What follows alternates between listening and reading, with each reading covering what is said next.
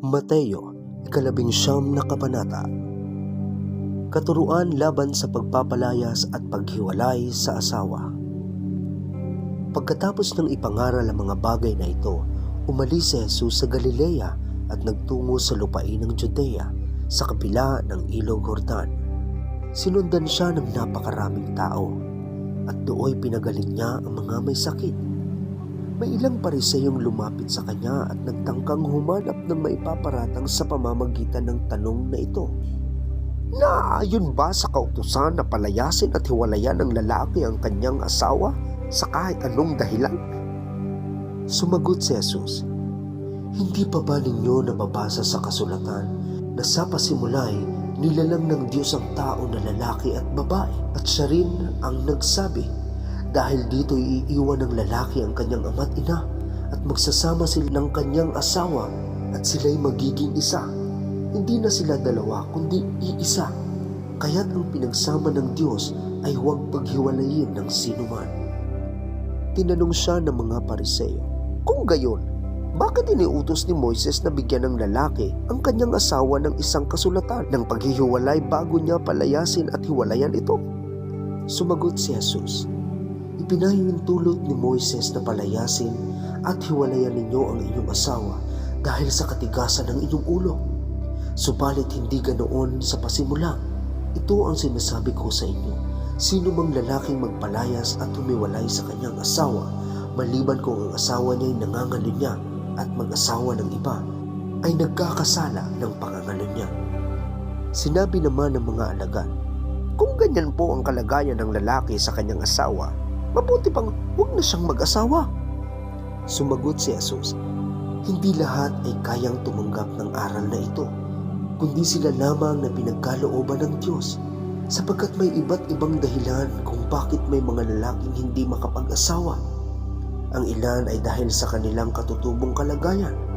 Ang iba naman naging ganoon dahil sa kagagawa ng ibang tao. Mayroon namang hindi nag-aasawa alang-alang sa kaharian ng langit. Dapat itong gawin ng taong nakakaunawa sa katuroang ito." Pinanalangin ni Jesus ang mga bata. May nagdala ng mga bata kay Jesus upang ipatong niya sa mga ito ang kanyang kamay at sila'y ipanalangin. Ngunit pinagalitan sila ng mga alagad. Sinabi ni Jesus, "Hayaan ninyong lumapit sa akin ang mga bata. Huwag ninyo silang pagbawalan, sapagkat ang mga katulad nila ang mapapabilang sa kaharian ng langit."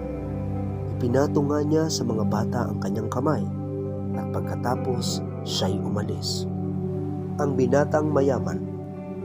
May isa namang lalaking lumapit kay Jesus at nagtanong, "Guro, ano pong kabutihan ang dapat kong gawin upang makamtan ko ang buhay na walang hanggan?"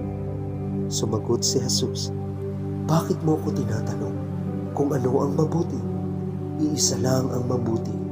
Ngunit kung nais mong magkamit ng buhay na walang hanggan, sundin mo ang mga kautusan ng Diyos." "Alin sa mga iyon?" tanong niya. Sumagot si Jesus, "Huwag kang papatay, huwag kang mangangalunya, huwag kang magnanakaw, huwag kang sasaksi ng walang katotohanan, igalang mo ang iyong ama at ina, at ibigin mo ang iyong kapwa gaya ng pag-ibig mo sa iyong sarili." Sinabi ng binata, "Tinutupad ko na po ang lahat ng iyan. Ano pa po ang dapat kong gawin?" Sumagot si Jesus, "Kung ibig mong maging ganap, ipagbili mo ang lahat ng iyong ari-arian at ipamahagi sa mga mahihirap ang pinagbilhan at magkakaroon ka ng kayamanan sa langit. Pagkatapos, bumalik ka at sumunod ka sa akin." Pagkarinig nito, malungkot na umalis ang binata sapagkat siya'y napakayaman. Sinabi ni Jesus sa kanyang mga alagad, "Tandaan ninyo, napakahirap sa isang mayaman ang makapasok sa kaharian ng langit. Inuulit ko, mas madali pang makadaan sa butas ng karayom ang isang kamelyo kaysa makapasok sa kaharian ng Diyos ang isang mayaman."